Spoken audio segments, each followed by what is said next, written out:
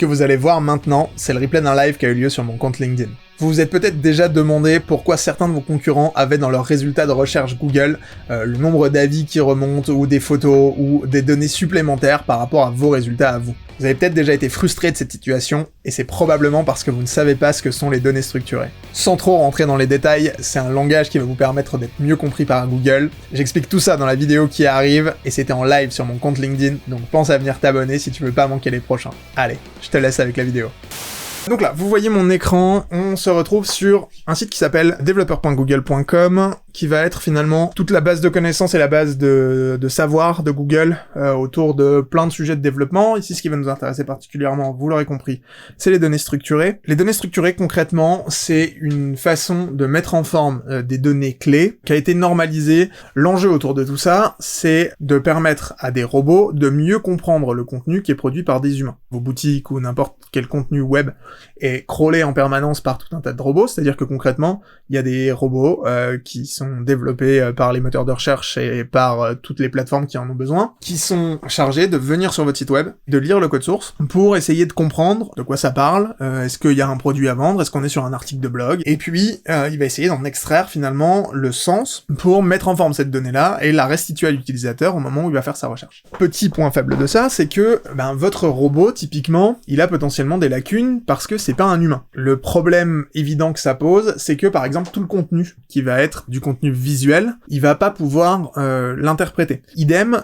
si pour un humain c'est complètement évident que quand il y a un prix barré avec un autre prix à côté, on a du coup une réduction qui est appliquée, c'est pas évident pour un robot. C'est la même chose pour les avis avec les étoiles par exemple. Même si Google et tous les moteurs de recherche travaillent à rendre ces robots de plus en plus performants et de plus en plus intelligents et à leur donner une compréhension naturelle qui est bien meilleure, c'est jamais parfait, et donc l'enjeu pour faciliter ça, c'est de se mettre d'accord sur un langage commun qui sera parlé à la fois par les humains et par les robots, et qui va permettre de mettre en forme ces données-là. Ça va permettre à Google de créer ce genre de résultats, en donnant à Google finalement les éléments clés qui vont lui permettre de comprendre que la durée de préparation c'est 1h30, que ça fait 512 calories, c'est noté 4,8 sur 5 avec un total de 7462 reviews, etc. L'intérêt derrière, c'est que Google, lui, il enrichit le résultat pour son utilisateur, donc il est plus pertinent, donc il a plus envie de vous mettre en avant aussi, techniquement il va vous faire remonter aussi probablement en SEO, et vous, potentiellement, vous donnez un résultat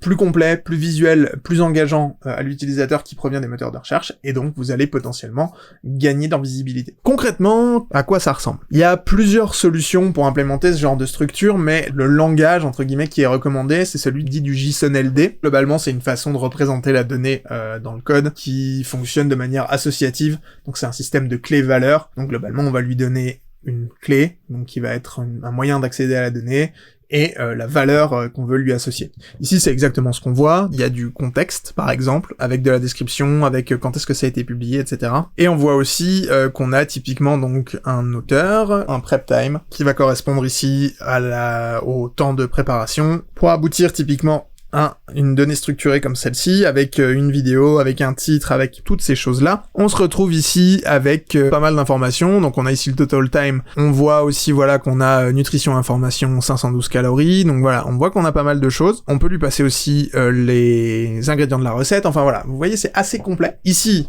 c'est une recette de tarte aux pommes, ça va assez peu nous intéresser, mais la bonne nouvelle c'est qu'on va pouvoir faire exactement la même chose avec vos produits. Ça va vous permettre sur des éléments de SEO pur, de faire remonter de l'information très haut dans le tunnel. Dès la page Google, on va pouvoir voir qu'il y a 110 avis sur ce t-shirt, qu'il est noté 4,5, qu'il coûte 2 € et qu'il est en stock, ce qui quand même, vous en conviendrez, donne beaucoup d'informations, beaucoup plus d'informations à notre utilisateur. On voit ici qu'on a des résultats pour lesquels c'est pas le cas, pour lesquels on n'a pas de données structurées, et on se rend bien compte que c'est quand même moins engageant que d'avoir les images, que d'avoir images plus prix, plus avis, etc.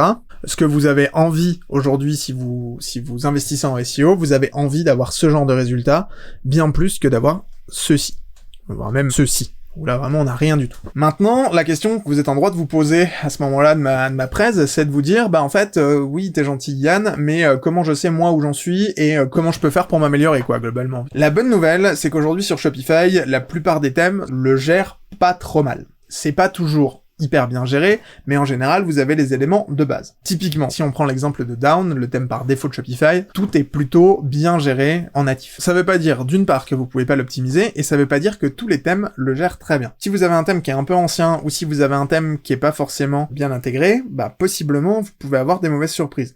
Et si vous avez fait intervenir des développeurs qui ont développé des templates sur mesure, par exemple, et qui n'ont pas été sensibilisés à ce genre de sujet, ça arrive très fréquemment qu'on intervienne sur des boutiques dans lesquelles c'est la catastrophe de ce point de vue-là. Du genre, c'est même pas on a rien, c'est on a des choses qui sont cassées et qui du coup peuvent induire Google en erreur, avec des prix par exemple qui sont mélangés ou ce genre de choses. Et ça, malheureusement, ça peut conduire à faire baisser vos performances SEO, ou en tout cas à vous empêcher d'atteindre les résultats que vous aimeriez atteindre, parce que vous arrivez à un moment donné où vous n'avez pas toutes les cartes en main pour réussir. On a quand même pas mal d'outils à notre disposition pour tester ça, déjà, parce qu'en fait, la première chose à faire, ça va être de tester. Donc là, je suis sur schema.org, qui est la documentation de référence autour des données structurées. Puis, si ça vous intéresse, je vous laisserai fouiller dans la doc, puisqu'il y a énormément de choses. Globalement, on peut à peu près tout structurer. Ici, nous, aujourd'hui, on va se concentrer plutôt sur la partie page produit. Bon, c'est cette page produit-là, et donc, globalement, quand vous arrivez sur schema.org, vous avez une section validate. Ici, vous pouvez juste donc saisir une URL. Là, cette URL, c'est celle de ma page produit. Si on la teste, on voit que ici, il détecte quand même quelque chose qui est l'organisation. Donc ça, c'est le thème qui le gère par défaut. Et donc si on clique ici, parce que l'avantage, c'est qu'il va nous permettre de retrouver dans le code où est-ce que c'est géré, on voit qu'on a effectivement un premier bloc, application LDJSON, avec un contexte, l'organisation, donc l'entreprise finalement, qui est rattachée à cette boutique. En général, c'est le genre de code qu'on veut retrouver partout sur le site, puisque ça permet de présenter votre entreprise et ça permet à Google de comprendre qui vous êtes et ce que vous faites, concrètement. Nous, ce qu'on voudrait, c'est qu'il y ait du produit. Parce que on est sur une page produit, donc on veut lui dire à Google, tu es en train de regarder un produit, et voilà ses caractéristiques. On va essayer d'aller voir un peu ce que fait Merci Andy par exemple. On va prendre un produit au hasard, et on voit effectivement qu'on a pas mal de choses.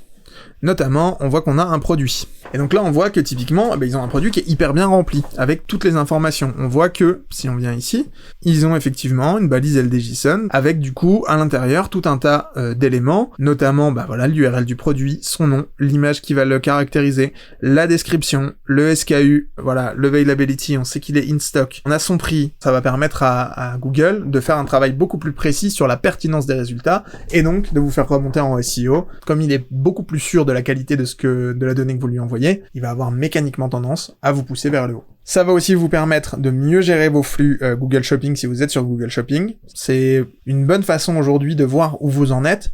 Vous pouvez simplement ouvrir ce validateur, copier-coller l'URL d'une de vos pages produits et voir un peu ce que ça donne. Ici, de toute façon, s'il y a des choses qui sont cassées, vous verrez des erreurs et des avertissements. Potentiellement, les avertissements sont pas toujours très graves. Il vous le dira de manière assez claire. Et s'il y a des erreurs, par contre, il serait très important de les corriger. Tout ça, c'est super bien. Ça vous donne une meilleure approche et une meilleure idée de là où vous en êtes aujourd'hui et comment vous vous positionnez par rapport à vos concurrents potentiellement, parce que ça peut être l'occasion aussi d'aller regarder un peu comment vos concurrents travaillent là-dessus et de voir un peu comment ils ont construit les choses. Et puis surtout, c'est l'occasion de voir si déjà vous aujourd'hui vous avez ces choses-là implémentées sur la boutique et si tout fonctionne bien, parce que ça c'est pas toujours le cas. Idem pour si vous êtes distributeur de produits qui sont pas forcément les vôtres, ou si vous avez des distributeurs qui distribuent vos produits, bien renseigner le SKU et potentiellement le N13, le GTI N13, ce genre de choses, toutes les références produits. Ça peut être très important pour une raison très simple, c'est que Google est aussi capable de faire l'agrégat d'avis de plusieurs boutiques. Ça, c'est un truc qui est pas forcément toujours très compris. Il arrive que Google, typiquement, fasse une moyenne des avis de plusieurs sites basés sur le SKU ou sur le N13. Il n'y a pas que ça, il fait des croisements pour être sûr de pas faire n'importe quoi, mais en tout cas, ça peut arriver, et globalement, ça peut vous permettre aussi de profiter de la notoriété de vos revendeurs pour vous aussi améliorer votre ranking, votre SEO, et mieux ressortir dans les résultats de Google. Maintenant qu'on s'est dit ça, il va nous rester quand même un gros morceau à voir. Si aujourd'hui, vous avez des résultats qui sont, pour le coup, ou pas de données structurées du tout, ça peut arriver, ou des données structurées incomplètes ou même cassées, qu'est-ce que je fais ? Nous, chez Logus, on a développé un petit outil, un petit snippet, un petit morceau de code finalement en point liquide, qu'on va pouvoir venir intégrer sur les boutiques et qui va se charger finalement de créer toutes les données structurées nécessaires sur toute la boutique. Comment ça prend forme ? Je vais vous montrer ça tout de suite. Donc ici, on est dans l'éditeur de code. Ici, j'ai remis donc le petit bout de code natif de Stem Shopify qui normalement gère les choses comme il faut. Ce que je voudrais, c'est juste du JSON LD, voilà. LD plus JSON. Donc je viens de sauvegarder, et donc si je reviens dans notre outil de validation, hop, et que je relance un nouveau test, nativement, voilà ce qu'on retrouve dans notre thème. Parce qu'encore une fois, il est bien pensé. Ce qu'on va faire volontairement ici, c'est on va casser quelque chose. On va imaginer que vous lanciez le test sur votre boutique, et vous arrivez sur une erreur comme ça. Bon, ici, là, j'ai volontairement changé le type pour avoir une erreur grossière, mais ça peut arriver si on a des données qui sont mal formatées ou ce genre de choses. Quand c'est le cas, le plus simple pour nous, et c'est ce qu'on fait systématiquement, c'est qu'on va commencer en fait par identifier quel est le code qui pose problème. Là, je vois typiquement que, ok, bon, bah, j'ai une balise avec un type people, ok, je vois un peu à quoi ça ressemble. Et donc, ce que je peux faire ici, imaginons que bon, je n'ai pas été la personne qui ait causé volontairement cette erreur. Je vais identifier le fichier dans lequel ça se trouve, donc bon, ici, je sais que c'est main product parce que c'est là qu'est rendu ma page produit, et je vais chercher, bah, du coup, voilà, à identifier ma balise. Donc, ok, je la trouve. Ce qu'on fait systématiquement, nous, c'est qu'on va commencer par cleaner tout ce qui marche pas, parce que bien souvent, ça va plus vite, puisqu'on a les outils de supprimer et de mettre nos outils à la place, que d'essayer de réparer ce qui existe déjà. Donc, ce qu'on va faire, on va commencer par supprimer. L'idée, c'est qu'on ne veut plus rien du tout sur notre page produit. Voilà, on a encore une organisation, effectivement, puisque ça, on l'a vu, donc on va faire la même chose, ok. C'est pas toujours facile de retrouver exactement où c'est. Voilà, LD plus JSON, et voilà, on l'a identifié.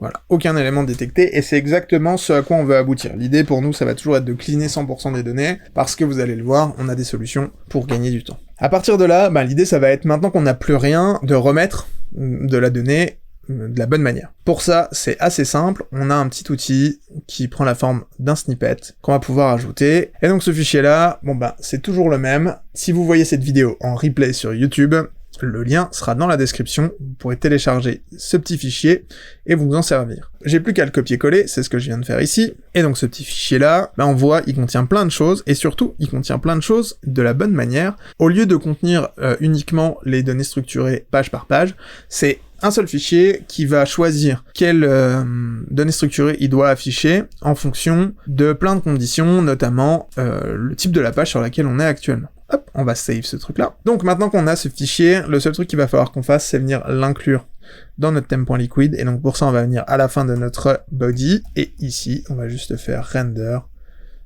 hop, et voilà, ça va permettre d'appeler ce fichier-là, qui contient tout le nécessaire pour que ça marche.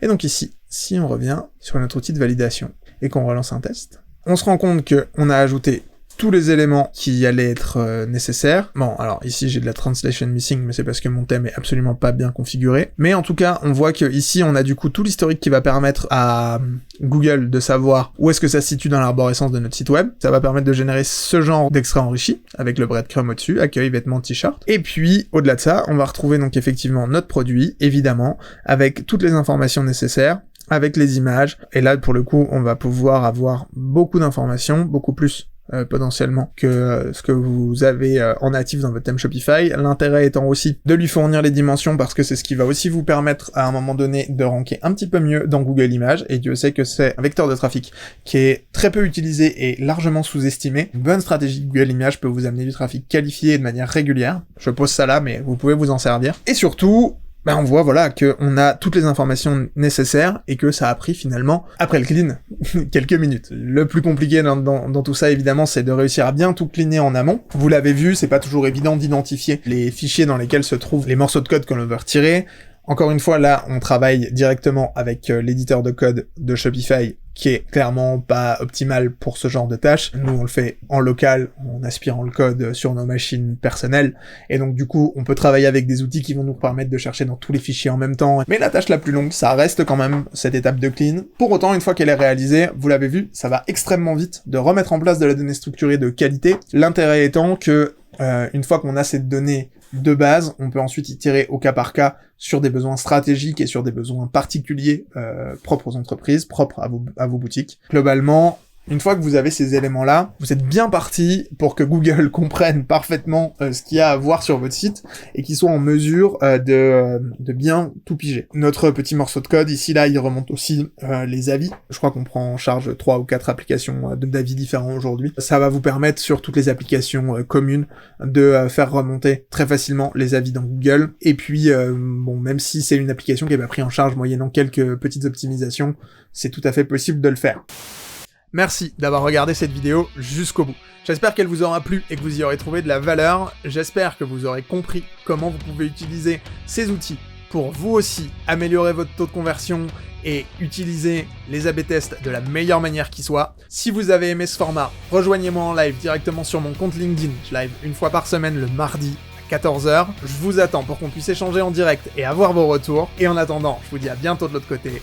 Ciao!